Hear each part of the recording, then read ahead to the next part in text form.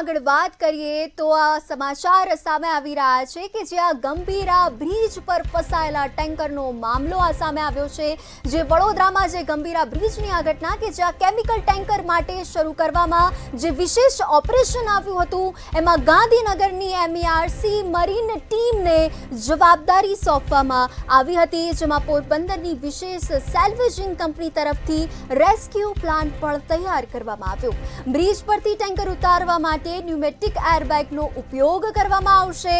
આ ખૂબ જ મહત્વપૂર્ણ સમાચાર સામે આવી રહ્યા છે કે જ્યાં આજે ગંભીરા બ્રિજ હતો ત્યાં હાઇડ્રોલિક સ્ટેન્ડ જેક જેવા આધુનિકનો ઉપયોગ કરવામાં આવશે। બ્રિજના 900 મીટર દૂર હંગામી કમાન્ડ ઓફિસ સ્થપાઈ ટેન્કરને સલામત રીતે બહાર કાઢવા માટે આ તંત્રનું આયોજન પણ કરવામાં આવ્યું છે। આજે ટ્રક ફસાયેલો હતો, ઓપરેશન દરમિયાન માનવજાતને નુકસાન ન થાય તેવું આયોજન પણ કરવામાં આવ્યું।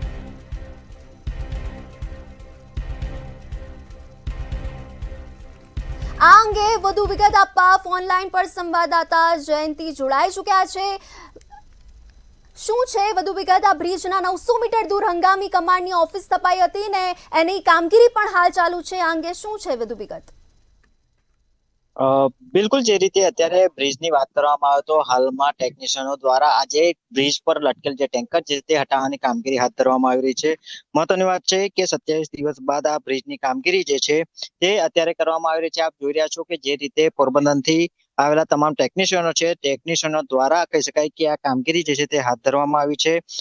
મરીન જે કહી શકાય કે જે ડ્રાઈવ છે તેના દ્વારા કરવામાં આવશે। મુખ્યત્વે વાત કરીએ તો જ્યારે આ દુર્ઘટના સર્જાઈ, બ્રિજ જર્જરિત થતો, તંત્રએ અગાઉ પણ જે કહી શકાય કે દરકાર ન લીધી હતી, જેના કારણે આ મોટી દુર્ઘટના સર્જી જેમાં 21 લોકોના મોત નિપજ્યા છે। પોરબંદર વિશ્વકર્મા મરીન કંપની દ્વારા નિઃશુલ્ક આ કામગીરી જે છે તે અત્યારે કરવામાં આવશે। મહત્વની વાત છે કે જે રીતે આ લટકેલી ટેન્કર જે છે તેને બહાર કાઢવા માટે એર બલૂન તથા ટેકનિકલ સાધનોનો ઉપયોગ જે છે તે કરવામાં આવી રહ્યો છે। અત્યારે આપ જોઈ રહ્યા છો કે જે રીતે આ ગંભીરા બ્રિજ છે, મંતવ્યની ટીમ અત્યારે ગંભીરા બ્રિજ પર પહોંચી છે। સતત આ આપણે લાઈવ દ્રશ્યો અત્યારે બતાવી રહ્યા છે કે જે રીતે આ ટીમ જે છે તે ટેકનિશિયન રીતે અત્યારે કામગીરી કરવામાં આવી રહી છે અને સતત આ કામગીરી દરમિયાન આ જે ટેન્કર જે છે તે નીકાળવામાં આવશે। છેલ્લા કેટલાક સમયથી આ ટેન્કર જે છે તે લટકેલી હાલતમાં હતું અને જેને લઈને કહી શકાય કે હવે જે તજવીજ જે છે તે હાથ ધરવામાં આવી છે। બીજી તરફ વાત કરીએ તો જ્યારે આ પ્રકારનું જે ટેકનિશિયન દ્વારા નિષ્ણાંતો દ્વારા કહી શકાય કે આ તમામ ટેકનિકલ રીતે તેને બલૂન કરવામાં આવશે, તેને સ્ટ્રેન્જ જે છે બ્રિજની તે પણ જોવામાં આવશે, સાથે ડ્રાયવર્જન જે છે તે કરવામાં આવશે। અને એક તરફ વાત કરીએ તો જ્યારે આ જે લટકતી ટ્રક હતી તે ટ્રક જ ખૂબ જ જોખમી છે, કેમિકલ ભરેલું છે, તેનું વજન જે છે તે હજારોની કિલોમાં છે, જેને લઈને અત્યારે તંત્ર જે છે કે જે આ કેમિકલ સીધું નદીમાં ન ઠલવાય તે પ્રકારના પ્રયત્નો જે છે તે કરવામાં આવી રહ્યા છે। એક તરફ વાત કરીએ તો જ્યારે વડોદરા શહેરમાં ગંભીર આ દુર્ઘટના સર્જાઈ, જેને લઈને રાજ્યમાં પણ અનેક શોકની લાગણી જે અત્યારે સેવાઈ છે, પરંતુ જે તરફ આપ જોઈ રહ્યા છો કે જે રીતે ટેન્કર જે છે તે અત્યારે ટેકનિશિયનો દ્વારા તમામ ટીમ જે છે તે સતત કાર્યરત બની છે અને સતત કામગીરી સાથે જ આ કહી શકાય કે આ કામગીરી જે છે તે કરવામાં આવી રહી છે।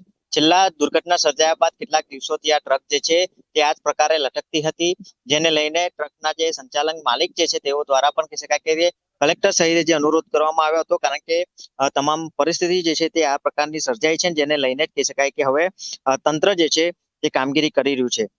બીજી તરફ વાત કરીએ તો જ્યારે દુર્ઘટના સર્જાય, દુર્ઘટનાને લઈને કહી શકાય કે તમામ જે ટેકનિશિયનો છે તેઓ અત્યારે સ્થગિત બન્યા છે। સતત આણંદની ટીમ જે છે તે પણ આ કાર્યરત બની છે। બ્રિજની પેલી બાજુની વાત કરવામાં આવે તો હાલમાં તો આ બ્રિજ છે તે અત્યારે સંપૂર્ણ રીતે આણંદનો જે માર્ગ છે તે પણ અત્યારે બંધ કરવામાં આવ્યો છે। સાથે જ વાત કરીએ તો જે અત્યારે આ તમામ ટીમ જે પોરબંદરની ખાનગી કંપનીને જે કોન્ટ્રાક્ટ સોંપાયો છે તે ટીમ દ્વારા અત્યારે આ બ્રિજની જે કહી શકાય કે 26મા દિવસે અત્યારે આ હટાવવાની કામગીરી જે છે તે હાથ ધરવામાં આવે છે। આ કામગીરી કહી શકાય કે સતત 3 દિવસ સુધી ચાલી શકે છે। બ્રિજ લટકતી આ ટ્રક જે છે તે બહાર કાઢવાની કવાયત જે છે તે અત્યારે હાથ ધરી છે, સાથે જ ટેકનિકલ સેફટી સાધનો જે છે તેનો પણ અત્યારે ઉપયોગ કરવામાં આવ્યો છે, કારણ કે જે પ્રકારે આ બ્રિજ છે તે જર્જરિત છે, જર્જરિત હોવાના સાથે સાથે કહી શકાય કે આ એક ભાગ જે છે તે મલબો પણ એક બાજુ નમી ચૂકેલો છે, એટલે કે ક્યાંક ને ક્યાંક આ તંત્ર જે છે જે કામગીરી દરમિયાન કોઈ બીજી દુર્ઘટના ન સર્જાય તે પ્રકારના પ્રયાસો જે છે તે કરવામાં આવ્યા છે। બલૂનના પ્રેશરથી આ ટ્રક જે છે તે ઊંચો કરવામાં આવશે અને સાથે જ કહી શકાય કે આ જે વિશ્વકર્મા મરીન કંપની જે છે પોરબંદરની કંપની છે તેના દ્વારા આ કામગીરી જે છે તે હાથ ધરવામાં આવી છે. ગંભીરા આણંદ તંત્ર જે છે વડોદરાનું તંત્ર જે છે તે સતત કામગીરી કરી રહ્યું છે અને સતત આ પ્રકારના પ્રયાસો જે છે તે કરવામાં આવી રહ્યા છે. એક તરફ વાત કરીએ તો આ દુર્ઘટના સર્જાઈ તંત્રના પાપે માસૂમ લોકોના મોત નીપજ્યા છે ત્યારે તમામ પરિવાર જે છે તે પરિવાર અત્યારે વિલપાન જે છે તે કરી રહ્યું છે, પરંતુ ક્યાંક ને ક્યાંક અત્યારે હાલમાં આ તંત્ર જે છે તેની મોટી જે કામગીરી જે છે તે શરૂ કરવામાં આવી છે. સતત 26 દિવસથી લટકતું તંત્ર જે છે તે તંત્ર દ્વારા ટ્રક જે છે તે હટાવવામાં આવી રહ્યો છે. સાથે જ વાત કરીએ તો જે રીતે આ ટ્રકની કામગીરી જે છે તે હટાવવાની 3 દિવસ પૂરતો સમય જે છે તે લગાવવામાં આવશે અને સાથે જ આ બલૂન દ્વારા ટ્રકને ઊંચો કરીને અને ત્યારબાદ ટેકનિશિયનો દ્વારા કહી શકાય કે આ ટ્રક જે છે તે લેવામાં આવશે. જી જે સમગ્ર માહિતી બદલ આભાર.